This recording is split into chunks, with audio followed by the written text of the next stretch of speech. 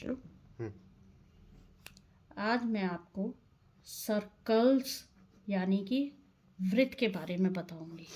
इसमें क्या होता है, एक सर्कल है, ये इसका सेंटर है और ये इसका डायमीटर है।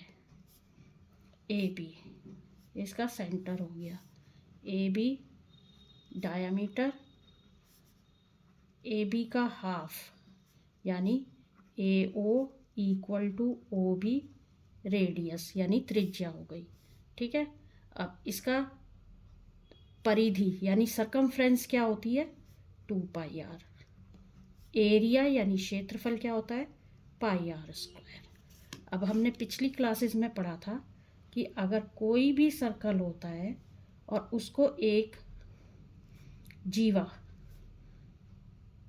उसकी एक जीवा होती है यानी कॉर्ड होती है, और उस पर अगर हम रेडियस त्रिज्या रख जो है निकालनी हो तो ओ से जो भी लाइन उसके ऊपर आएगी यानी सेंटर से जो भी लाइन त्रिज्या के ऊपर आए, इसके जीवा के ऊपर आएगी, वो उस पर लंब होगी यानी परपेंडिकुलर होगी।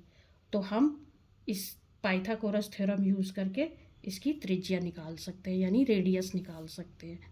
ठीक है, अब किसी भी सर्कल के ऊपर अगर कोई लाइन सिर्फ एक पॉइंट पे टच करती है तो वो टेंजेंट कहलाती है, टेंजेंट। और अगर 2 पॉइंट पे टच करेगी तो वो सीकेंट कहलाएगी। ऐसे करके ये सीकेंट होती है, सीकेंट। ठीक है, अब किसी भी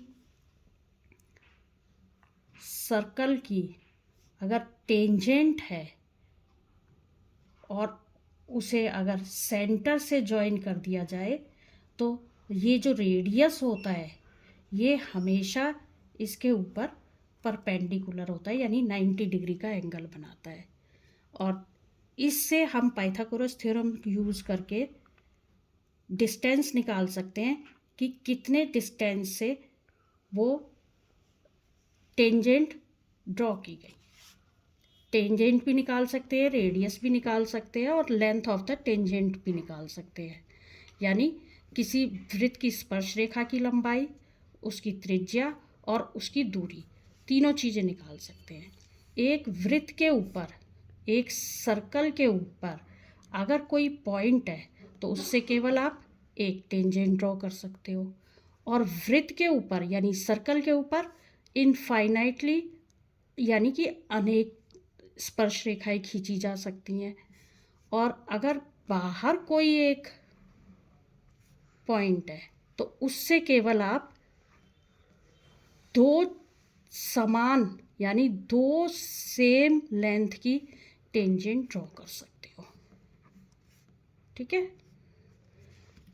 जैसे कि ये एक थ्योरम भी है आपके उसमें कि अगर कोई ये एक बाहर पॉइंट है जिससे कि हमें दो टेंजेंट ड्रॉ की और उनकी लेंथ निकालनी है, प्रूव करना है कि आपको इनकी लंबाई जो है यानी लेंथ जो है वो सेम होगी, तो हम क्या करेंगे, सेंटर से इसके ऊपर परपेंडिकुलर यानी रेडियस, ये भी परपेंडिकुलर हो गया, ए बी और ये इस पर या। अब ये ट्रायंगल यानी त्रिभुज O A P and triangle O B P में देखो, ये ओ ए और ओ बी इक्वल हो गया, क्यों, रेडियस है। O P equal to O P common हो गया यानी उभयनिष्ठ है। और angle O A P equal to angle O B P 90 degree each. ठीक है, तो triangle O A P congruent है ट्रायंगल ओ बी पी किससे, आर एच एस से। यानी त्रिभुज ओ ए पी सर्वांग सम है त्रिभुज ओ बी पी के। ठीक, तो AP इक्वल टू BP, किससे? CPCT से, यानी congruent parts of congruent triangle. ठीक, तो ये आपके में थ्योरम है जिससे कि आप इसे प्रूव कर सकते हो।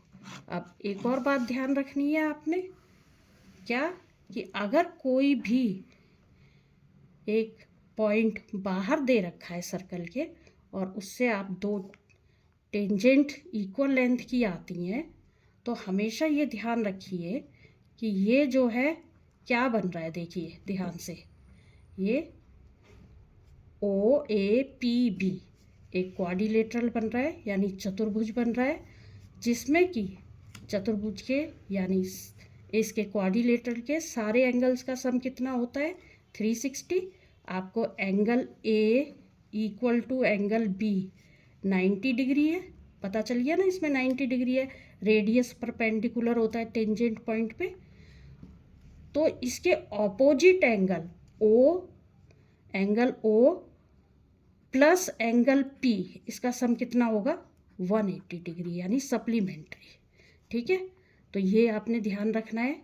और ये वाला जो है, अगर कोई भी सर्कल है और आप उसके डायमीटर के एंड पॉइंट से टेंजेंट ड्रॉ कर रहे हो, तो वो हमेशा पैरेलल होंगी, यानी समांतर होंगी।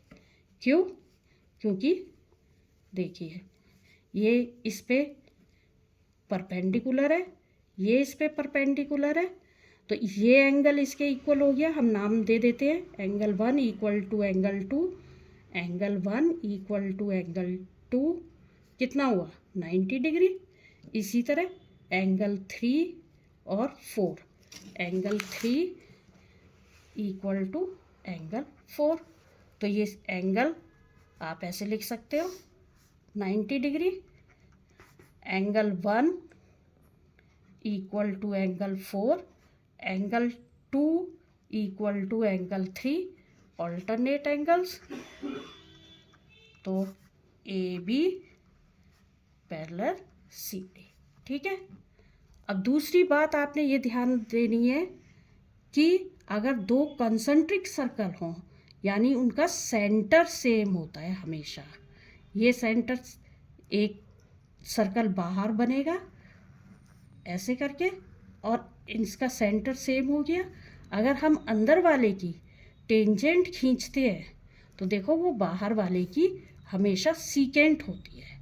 ठीक है, और ये इस पे ये परपेंडिकुलर होगी इसकी रेडियस जो है, और इससे ये 90 डिग्री का एंगल होगा, और इससे हम बाहर वाले की रेडियस निकाल सकते हैं या लेंथ ऑफ कॉर्ड निकाल सकते हैं। बाहर वाले की ये कॉर्ड है ना, तो लेंथ ऑफ कॉर्ड निकाल सकते हैं यूज़ करके, क्योंकि जो AB है वो डबल यानी ट्वाइस ऑफ AM होगी।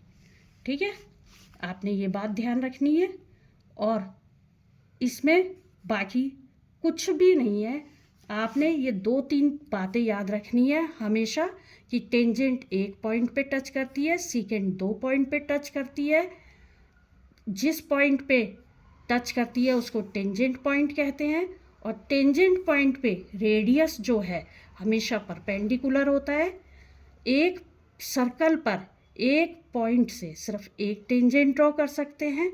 एक्सटर्नल पॉइंट दे रखा हो तो उससे केवल और केवल 2 इक्वल लेंथ की टेंजेंट ड्रॉ कर सकते हैं। ठीक, ओके।